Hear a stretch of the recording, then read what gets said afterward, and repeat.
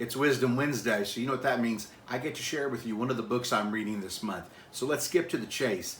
I'm reading a book right now that talks about how an underdog becomes a champion, in the book titled Fearless by the Philadelphia Eagles head coach and the franchise's first Super Bowl champion, Doug Pederson, along with co-writer Dan Pompei.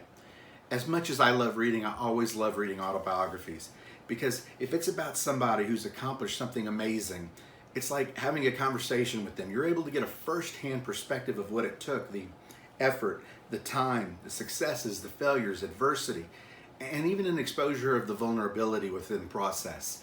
So in Fearless, it's an incredible story of how Doug Pederson, who was only in his second year as a head coach, led the Philadelphia Eagles in shocking the world by beating the New England Patriots to win the Eagles' first ever Super Bowl. But what I most respect about the narrative is that Pederson's all about servant leadership. And his story spans from playing 14 years in the NFL as a backup, 10 years as an assistant coach, and he's only in his fourth season in the NFL as a head coach. In the book, he goes into detail and he explains 4 basic principles to leadership that he has used as a foundation in building the culture within the Philadelphia Eagles organization. I'm not going to expand on them because then you wouldn't get the book, but I'm going to make it easy. Let's talk about those 4. First, create energy. The second one, eliminate distractions. Third, and this is my personal favorite, attack everything. And the fourth and final principle that he talks about is fear nothing. In my opinion, sports is simply a metaphor in this case. Any business, organization, or individual, if they could apply those same 4 basic, succinct principles to their daily mindset, it's going to put them in an advantage immediately. But they've got to do it every day, and they have to have that mindset. Another perspective that I admire is the fact that he's dedicated an entire chapter to failure. Pederson's incredibly humble, and you see it within this book because he shows his vulnerability.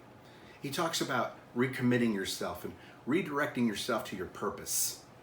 We're talking about a guy who was cut 6 times in his 14-year career. Each time, he had to pick himself up, dust himself off, and continue fighting.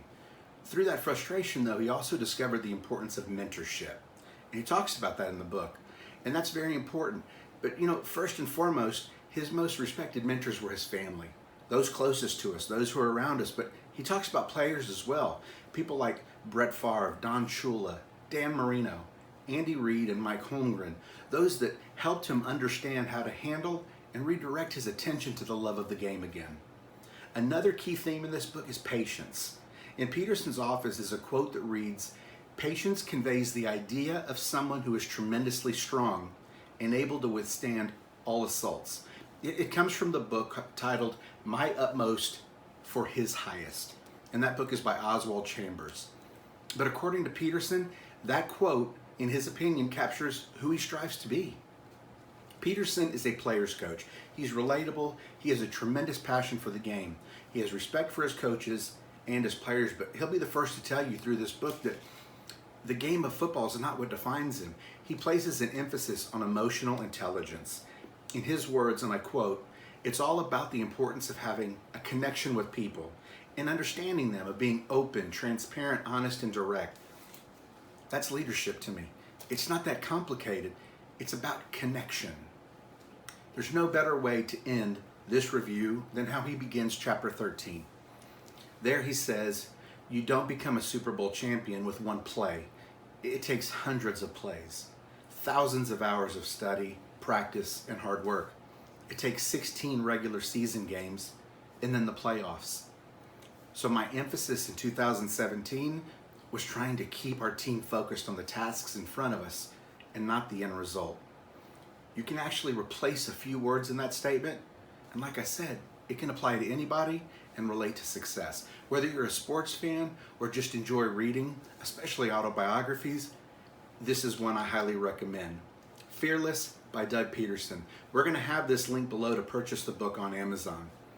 Like I say, go do big things today. Make an impact. I'm humbled to lead. Hope you have a great day, and don't forget, my friends, charge up.